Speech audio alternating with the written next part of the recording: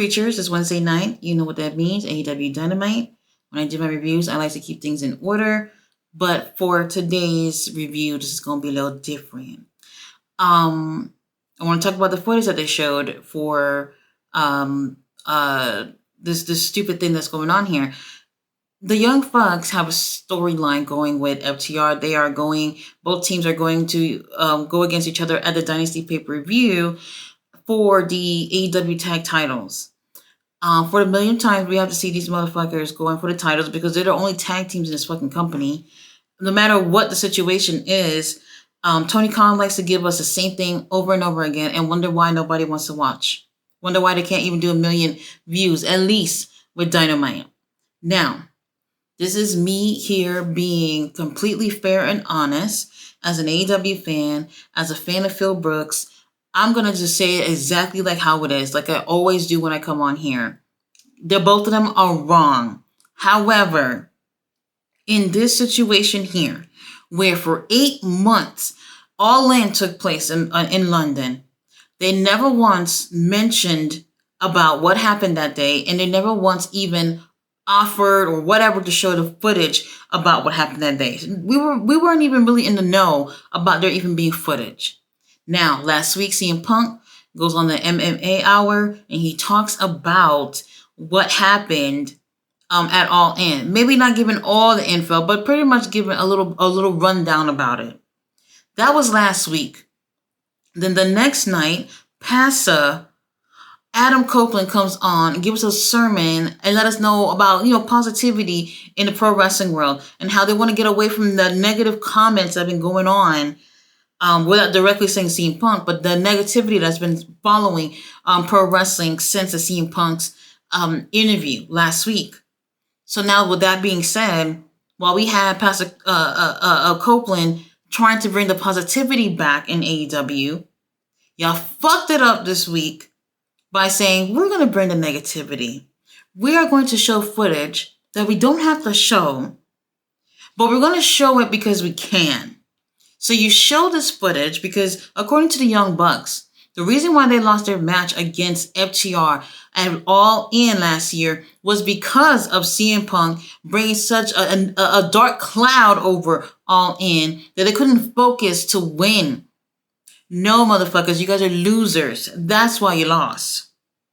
And if we're going to be real, you were just booked to lose. That's all it was. But this time, y'all saw fit to show a reaction to what CM Punk has said since last week. Tony Khan, why don't you just come out and tweet? You had a press conference for Ring of Honor. Why didn't you go out there and do your little comments at the end of the press conference or something to talk about CM Punk's comments?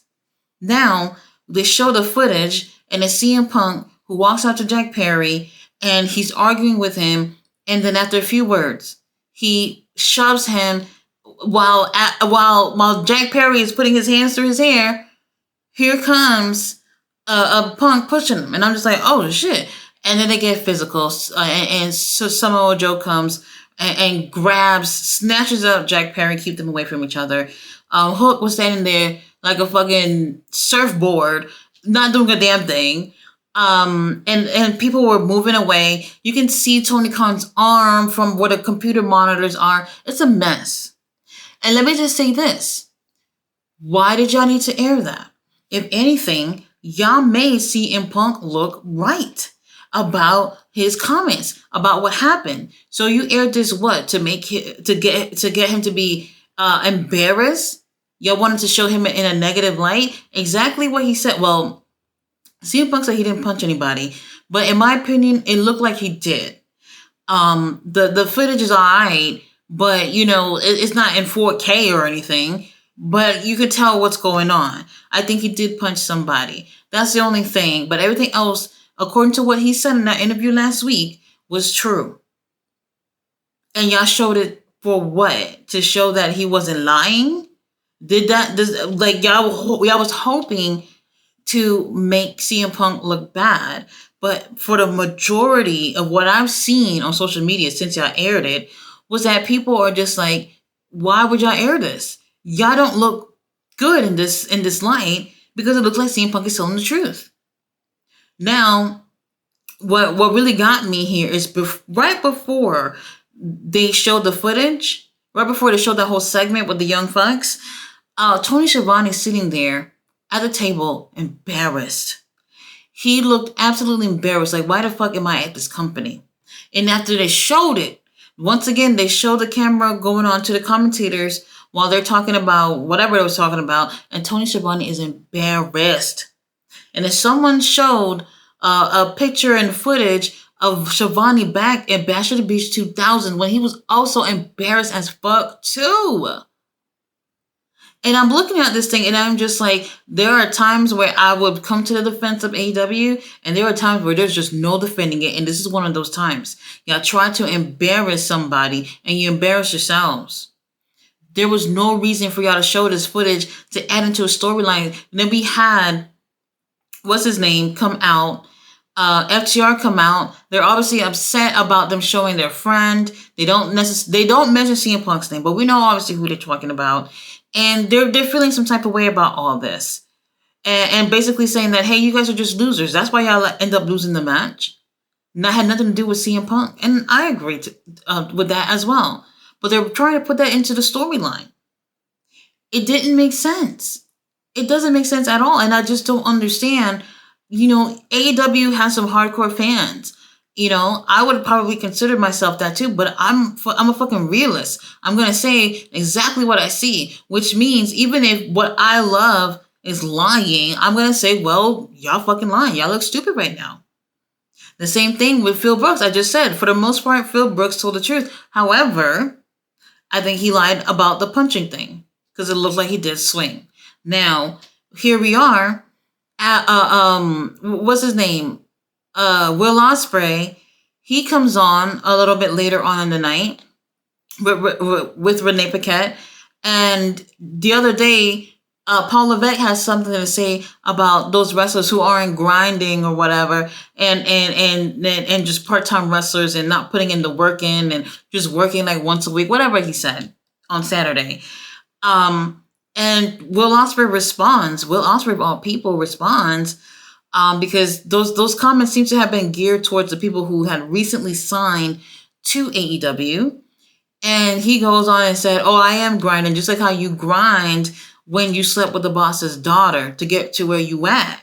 And shots were fired with that. That is true, what he said. However, why did you have to say that? Renee Paquette holding the microphone, looking as embarrassed as fuck.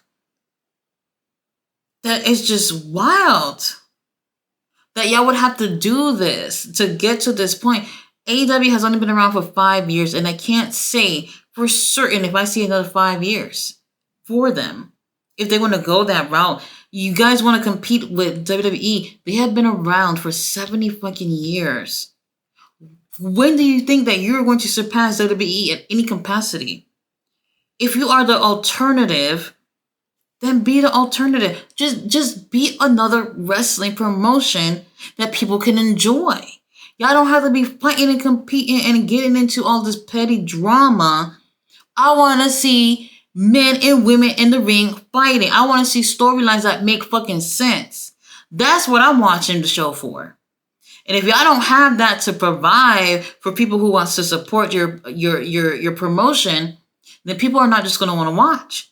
When you have losers like the young fucks who are EVPs who are somehow agreeing or even came up with the idea with Tony Khan to air this footage that did nothing positive for the company just now, you don't need those type of people on your team. You don't need people who's going to come up with irrational decisions just to be spiteful. Those are not the people you want in your company. Tony Khan, I really hope that you see that what you just did was a mistake for your company. You got men and women who are amazing in the ring, or maybe outside the ring, whatever it is that they do at their capacity with professional wrestling, and they want to be successful. They want the company to be successful, but instead we have a CEO, not you, Mercedes, and we have EVPs that are co-signing to be petty bitches on TV. And you're looking on social media at these comments, and you're seeing how people are reacting. Yes, there are people who are cheering for Jack Perry. Yes, there are people who are cheering for the Young Bucks, but for the majority, people are just like, how does this help AEW? And that's just the case. How? It doesn't. Now, let me get into my review. All I can say is that I'm like really disappointed because I'm just like, I can't defend it. Whereas like, y'all not doing shit right. I don't get it, Tony Khan. Like, for real, you need people on your team that's gonna be real with you, not people who's gonna co-sign for your pettiness to try to make somebody look bad or a company look bad. You had Triple H trending. You had all this WWE trending because of what you did. You're putting the other company above y'all to do petty, bitchy shit, which is crazy to me. Meanwhile, because of that pettiness, you brought on a darkness over your own show. Your show, it wasn't that great to begin with. Well, you know what? Let me not lie. We started off with Samoa Joe coming to the ring because he's going to go against Dustin Rhodes, and Swerve attacks him. And it got to the point where the doctors went to attend to Samoa Joe, make sure he was all right. He ended up getting up on his own 2 feet and walking away. And it made you wonder if we were going to get that match between Dustin and Samoa Joe. So our first match of the night was Penta versus Adam Copeland for the TNT title. And this was actually a pretty great match. We actually got a chance to see Adam Copeland just do different things. And that's what I really like about AEW is now you get to see matches that we've never seen before. You never really thought you wanted to see Adam Copeland versus Penta, but it actually turned out to be a pretty great match. And we got to see him work with Penta in a different way, giving us a little bit more high-flying things in the ring, which, you know, Edge is not a high flyer or whatnot, but you can see that he tried to do things that Penta would do or could respond to. And I really did appreciate that. That showed more versatility from Adam Copeland. He looked like he having a good time over there for the most part. After that, we got an attack. Brody King, Julia Hart, they attacked Adam Copeland. They attacked Adam Copeland, and then Willow Nightingale came out to help. Later on, we end up finding out that Adam and Willow are going to team up to go against Julia and Brody King. I'm actually looking forward to that. It's been a while since we've seen an intergender match. I'm cool with that. I think it's going to be great. I think after that, maybe they had even a countdown, 20 minutes before we show the footage. And I'm just like, damn, is it really that good that we have to see what this is? And it actually it was interesting to see what ended up happening backstage. Because like I said, I'm nosy. We all nosy. We wanted to know. But it didn't do anything to help the company at all. Now, after this, we do have trios. For whatever reason, Hook and Chris Jericho, Chris Jericho, what are you doing? Like, you're really trying to make something happen. Like, you're willing to just keep yourself relevant. And I'm not trying to say he's irrelevant, but it's just like, we're moving on, Chris Jericho. Like, you know, you're a legend, we respect you, whatever, but there's other things that's out there. And you keep trying to, shove yourself in with these young talent. And it just feels forceful at this point. You and Hook are just not working out the way you think it does. Now, it's him, Hook, and Shibata in one team versus Shane Taylor Promotions, which is Shane Taylor, Lee Moriarty, and Anthony Ogogo. Yes, Anthony Ogogo. He's back. I don't even remember the last time I seen him wrestle. Now, the match, it's whatever. It's not all that. Really, Shibata putting in all the work in this match, if you ask me, especially for his team. There's like weird shit going on between Shibata's team that just, because they're not on the same page, Shibata accidentally kicks him by accident when one of his opponents moved out the way. Chris Jericho ended up falling out the ring. Then when Shibata was going to go tag in Hook to get into the ring, Chris Jericho grabs him from ringside so that he don't get tagged, which is some weird shit. And surprise, surprise, Shane Taylor Promotions actually takes the win. This is the first time I've seen these motherfuckers win in months, which is absolutely crazy because these guys are so talented. But every time they're on AEW TV, they're losing every single time, and I just don't get it. After this, we had Kazuchika Okada versus somebody that got off the street. It was a squash. Didn't make sense. What's his name? Pat came out after that, and on his way out there, he ends up getting attacked by the Young Bucks, and that TR got involved, and it was a whole bunch of foolishness. And like I said, after that, they showed the footage. It did put a damper onto the show where it was just like, what about this makes sense? You know, I just did not care. We had this little toast ceremony thing for Thunder Rosa and Tony Storm. That didn't even last a whole minute before drinks are being thrown and everybody getting physical. Deanna Purrazzo comes out to help Thunder Rosa, but Thunder Rosa doesn't seem to want her help. And I'm just sitting there, I'm like, when is Tony Khan is going to realize he's better off putting these three in a triple threat match rather than us having Thunder Rosa versus Tony Storm?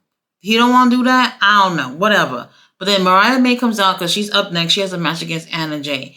And even at that point, it's hard to focus on what's going on the show because Tony Khan fucked it up for himself and gave us this footage that everybody's more interested in finding out about. So like I said, if the ratings tank after that, we know why. You just ruined your whole fucking show by showing us something that was more interesting that happened 8 months ago with someone who's no longer part of your company. Now you're also showing us why it probably would have been a great thing if he stayed part of your company. Once again, showing how CM Punk is great at drawing people. Now, Mariah May took the win over Anna Jay. After that match, we do have Mina, and I don't want to butcher her last name. She's from Stardom. She's friends with Mariah May. They have their own toast in the ring, and she ended up locking lips with Mariah May in the middle of the ring. Now, look, I'm all for lesbian action or whatever, but okay, great, sure, whatever. Everybody's still talking about the All In thing rather than your show, and honestly, the show could have been better. It really could have been. Now on to the main event. We had our AEW World Champion Samoa Joe versus Dustin Rhodes. And this was a great match. Let me tell y'all, man, Dustin, I don't even know how old he is. He got to be in his early 50s. He moves really well in the ring. He really does. Very early on in this match, he is just bleeding. Like, he just looks horrible. Blood is absolutely in his eyes. Like, you could tell he's having a hard time being able to see with the blood. Now, I'm one of those people who's like, don't wipe it off. Don't wipe it off. It looks great when you don't wipe it off. But it was one of those times where it's just like, maybe you should so you can actually see what the fuck you're doing. It was a great match. And like I said, our minds were still on the whole all-in situation and the drama that came with that. But they still gave us a really great job with this main event. Dustin got desperate, goes out the ring and went to go get the AEW title. And he was going to hit Samoa Joe with it. But then he thought about it and he's just like, no, let me not do it. And he put the title down in the corner of the ring, still inside the ring, and continues the match. Now, Samoa Joe goes to go get a chain, and he is going to go use it as a weapon onto Dustin. Ref sees it. Ref takes it from Samoa Joe, and he is going to go put it away. While that's happening, quickly, Samoa Joe grabs the title that Dustin left at the corner of the ring and hits Dustin with it, and then he ends up going for the win because Dustin made that mistake by leaving the title in the ring. Right after that, Samoa Joe ends up snatching up Dustin into a coquina clutch, and he's just holding on with all of his might. And then here comes Swerve from behind with a kick to the face, and I think he kicked Dustin as well by accident too. It happens, whatever.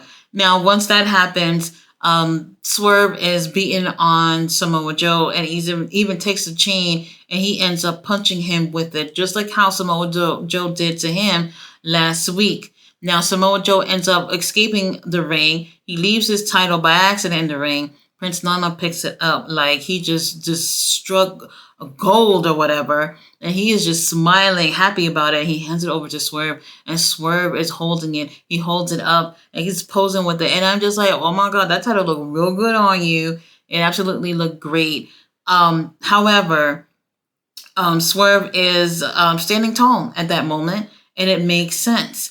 And he puts the title down, and obviously Samoa Joe looks shook. Samoa Joe looked worried, and I'm looking at him. I'm like, "Wow, Joe, you look horrible. You look like finally someone is getting Samoa Joe riled up, and it looks great to see Swerve do it. Is he going to win at the pay-per-view for the world title? I don't know. I don't know. It would be great to see him win the title. I still think it's a tad bit early for him. I think we can wait another pay-per-view or two before he can end up getting the title, I believe. However, Tony Khan put a whole damper on the show because of that foolishness. Real talk. And the show felt like a mess. Things just didn't feel like like I said, Tony Khan, he bought that dark cloud over AEW his damn self tonight. Let's just hope that we get a better let me not even say rampage. Let's just hope we get a better collision and Battle of the Belts, which is on Saturday. They're both airing live. I don't want to hear about no foolishness. Tony Khan, keep the fucking phone away. Stay off TV if you have to, whatever. Just focus on getting your company where it should be at this point. And instead of getting yourself into all this pettiness and whatever, none of this shit is worth it. Guys, I'll see you guys tomorrow for Ring of Honor. We'll see how that goes.